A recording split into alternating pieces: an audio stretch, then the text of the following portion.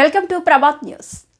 ఏ దేశమేగినా ఎందుకా లీడినా పొగడరా నీ తల్లి భూమి భారత్ని, నిలుపరా నీ జాతి నిండు గౌరవం. భారత జాతి గౌరవమే కాదు, కాలిడిన ఆ దేశ గౌరవాన్ని, ఖ్యాతిని, సంపదను పెంచడంలో భారతీయులు అసాధారణ ప్రతిభా పాఠవాలను చాటారు, ఇంకా చాటుతూనే ఉన్నారు. బ్రతుకుదెరువు భారతదేశం వచ్చి బానిసలుగా భారతీయులను ఎంచినట్లుగా కాకుండా ఆయా దేశాలలో శక్తి వంచన లేకుండా శ్రమించారు. చెరుకు తోటల్లో స్వేదం చిందించారు, బొగ్గు గనుల్లో కండలు కరిగించారు, కార్మికులుగా కఠోర శ్రమ చేశారు, నిరంతరం వర్ణ వివక్షను ఎదుర్కొన్నారు. ఆఖరికి ఫిజీ దేశంలో నల్ల భారతీయుల నుంచి వివక్షను భరించారు.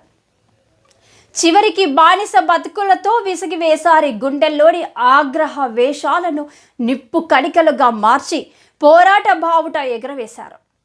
తమకు మేధా సంపత్తులున్నాయని నిరూపించుకున్నారు. వివిధ రంగాలలో విజయాలు సాధించి ఉన్నత స్థితికి చేరుకున్నారు. అక్కడ సమాజంతో మమేకమై సామాజిక కార్యక్రమాలలో నిమగ్నమై ప్రజల మనసులను దోచుకున్నారు.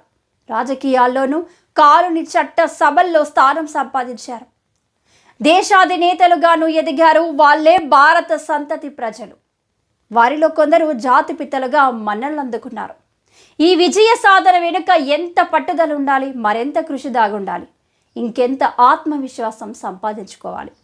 అనేక అవరోధాలను అధిగమించి విదేశీ గడ్డపై అందరాని ఎత్తుకెదిగిన ముద్దు బిడ్డల్ని చూసి భారతవనే కాదు, పలు దేశాలు కూడా మురిసిపోతున్నాయి. గత ఎన్నికల్లో అమెరికాలో కమలా హారిస్ గెలిచినట్లయితే సరికొత్త చరిత్ర సృష్టించబడేది. ఇక బ్రిటన్లో తొలిసారిగా భారత సంతతికి చెందిన రిషి సునాక్ ప్రధానిగా ఎన్నికైన విషయం తెలిసిందే. అక్కడ అప్పటికి ఆర్థిక వ్యవస్థ భ్రష్టత్వం పట్టినందువలన ఆ తర్వాత జరిగిన ఎన్నికల్లో ఓటమి చెందిన బ్రిటిష్ ప్రధానిగా చరిత్ర సృష్టించారు. ఇలాంటి భారతీయులను సంఖ్యలతో తిరిగి ఇండియా పంపడం అత్యంత దారుణం కాదా? ప్రవాస భారతీయుల విజయాలను మా ఎడిటర్ వి భక్తవత్సలం ద్వారా మరింత తెలుసుకుందాం. ఇక ప్రత్యేకంగా మనం ఈ సందర్భంగా కొన్ని విషయాలు చెప్పుకోవచ్చు. ఎందుకంటే ప్రవాస భారతీయులు చాలా రంగాల్లో ముందున్నారు. రాజకీయ రంగంలో ఉన్నారు, శాస్త్ర సాంకేతిక రంగంలో ఉన్నారు, వైద్య రంగంలో ఉన్నారు, విద్యారంగంలో ఉన్నారు. సరే, ఎన్ని అంశాలని మనం ఒకేసారి చెప్పుకోలేము. కాబట్టి ఇందులో ప్రత్యేకంగా చాలా విశిష్టంగా విశ్లేషణాత్మకంగా గమనించాల్సినటువంటి అంశం ఏదైతే ఉన్నదో, ప్రపంచ రాజకీయ రంగాన మన భారతీయులు తన సత్తాని చాటారు. ఆ దేశాలకి అధ్యక్షులుగా, ప్రధానమంత్రులుగా, సిఈఓలుగా తమ సేవలను అందించి వారి మన్నలను పొందినటువంటి సందర్భాన్ని చాలా ప్రత్యేకంగా ఈ సందర్భంగా మనం ప్రస్తావించవలసినటువంటి అవసరం ఉన్నది. ఎందుకంటే బ్రిటిషర్సు మన దేశానికి వచ్చారు. వారి వచ్చినటువంటి ఉద్దేశం మన దేశ సంపదని వాళ్ళు దోచుకోవాలన్నది వారి ప్రధానమైనటువంటి వారి ఆలోచన. కానీ మన దేశస్తులు విదేశాల్లోకి వెళ్ళినప్పటికీ అక్కడ ఉన్నటువంటి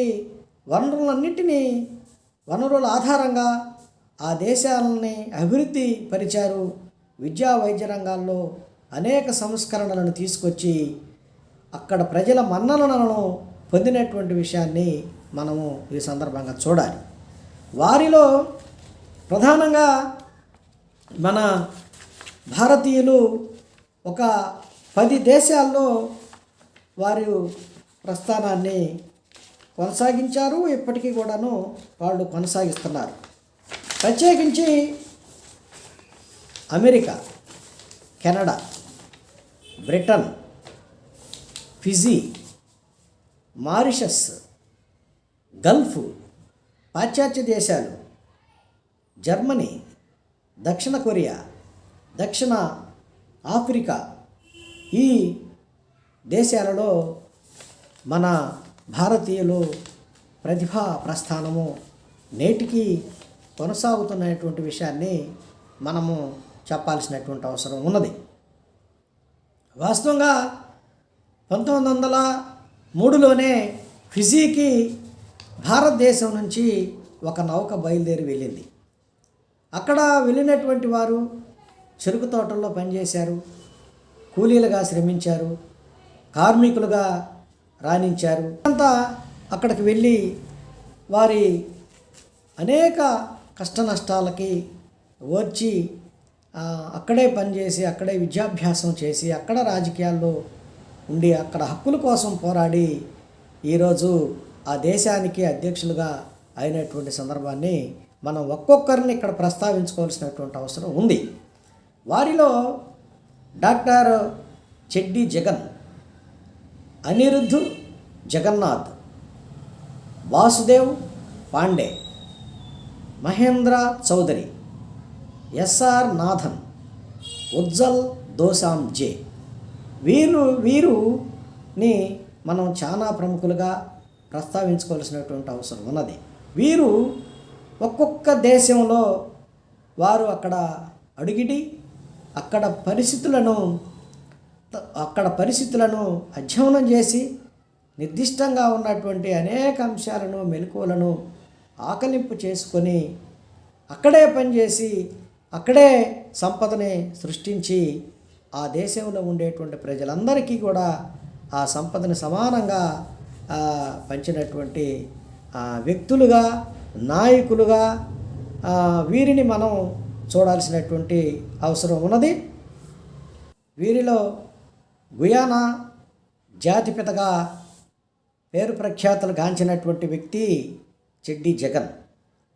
1992లో ఆ దేశానికి ఆయన అధ్యక్షుడిగా ఎన్నికయ్యారు.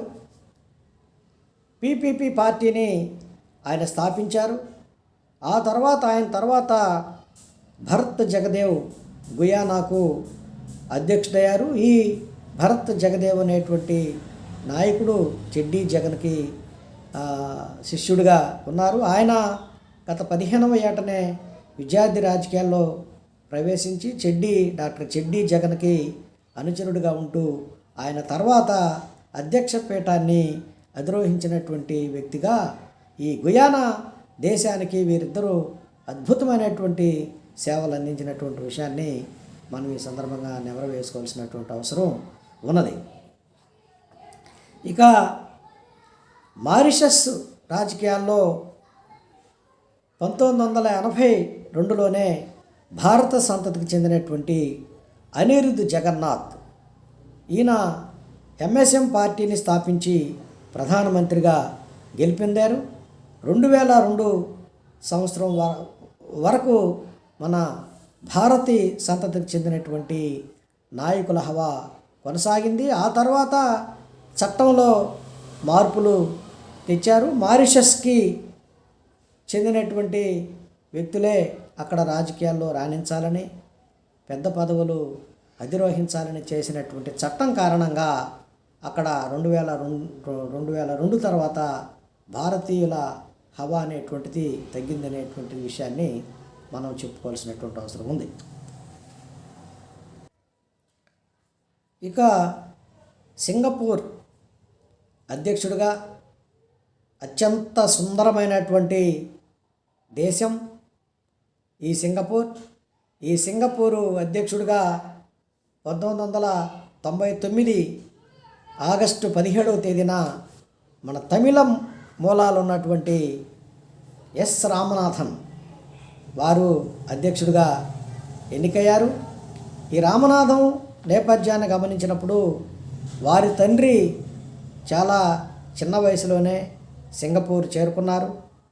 అక్కడ వివిధ కంపెనీల్లో కూలీగాను, కార్మికుడిగాను పనిచేస్తూ వచ్చేటువంటి జీతం సరిపోనందున రామనాథన్ 8 ఏళ్ల వయసులోనే వారి తండ్రి ఆత్మహత్య చేసుకోవటం అనేటువంటి జరిగింది.